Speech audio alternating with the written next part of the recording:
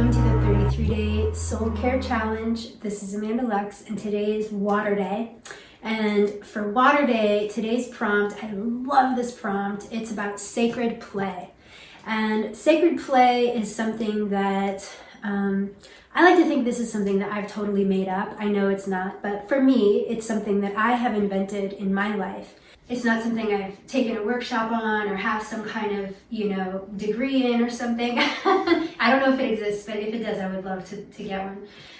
But it's something that I came up with for myself around learning how to nourish my own water element. And because, as you know, the water element is really about play and the inner child work, and it's about going with the flow and being spontaneous and letting loose and fun and physicality and the joy of the moment. So a lot of these aspects of the water element or second chakra are really hard for me personally to remember on a day-to-day basis how to tap into. So I've created constructs for myself to tap into this, and I'm really consciously giving myself permission throughout my life to really go there. And it's been so good for me, so good for the balancing of my being.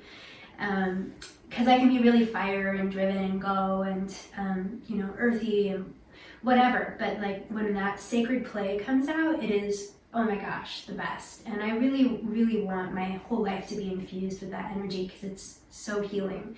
So I highly recommend really connecting with this prompt today. And the ritual is really around tuning into your second chakra and really connecting with your inner child, first of all. Because the sacred play doesn't necessarily come from our mind. It's not an adult version of play.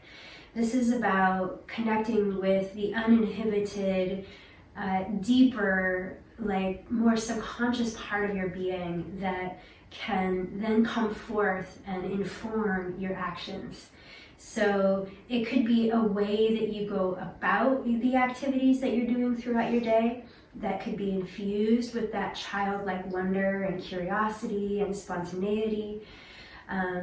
Or it could be that you really dig deep and connect with your inner child and connect to that part of you that is so infinite and wise and knows what you really, truly, deeply need and love in order to be fully balanced in your life. So along the way, we might encounter our wounded child, of course, because we all have wounds. That's why we're here, to work through it and find our way, right?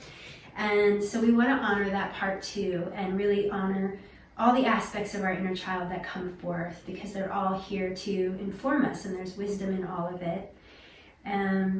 But the activity and the prompt for today is to either to tune in and maybe write a letter to that inner part, your inner child, or maybe allow your inner child to speak through you and allow them to inform you what would you like to engage in, or how could you bring that quality of playfulness to your day.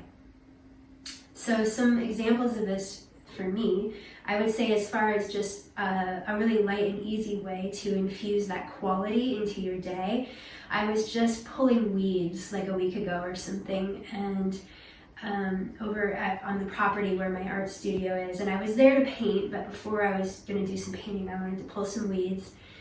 And I just I let go of my adult self and just got really into the act of being on the ground and being dirty, and I started to feel that it was like a warm-up to getting into my art studio, right? So it was great because I was able to use that idea, that concept of sacred play, to really get my creativity juiced up. And what I did was I pulled weeds and I was down on the ground and I just started moving around kind of like Spider-Man and like really ridiculous, like how many weeds could I pull without getting up, and pulling them with both hands and being sort of crawling in this really funny way and just dirt all over me. And it was so much fun. It was completely ridiculous, but there was nobody around, and it was this, very isolated property. So I just had a great time. And then I just laid on some rocks in the sun and, just really allowed myself to feel present and a part of the environment. And it reminded me so much of being a little kid and just the fascination and the slowness of things, and how could I move my body, and exploration. So that was sort of the mindset that I went about that activity.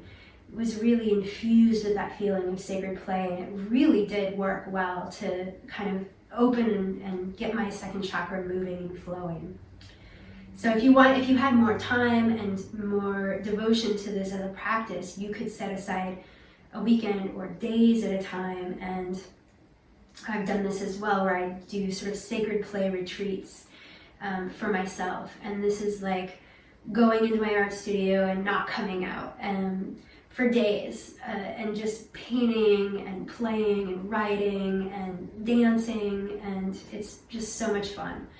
So there's different ways. I've also infused this into my work, and I want to bring that in too. Like, I've actually offered sacred play sessions and had groups come in and done energetic exercises that are very playful to help open up the energy around issues that were constricted.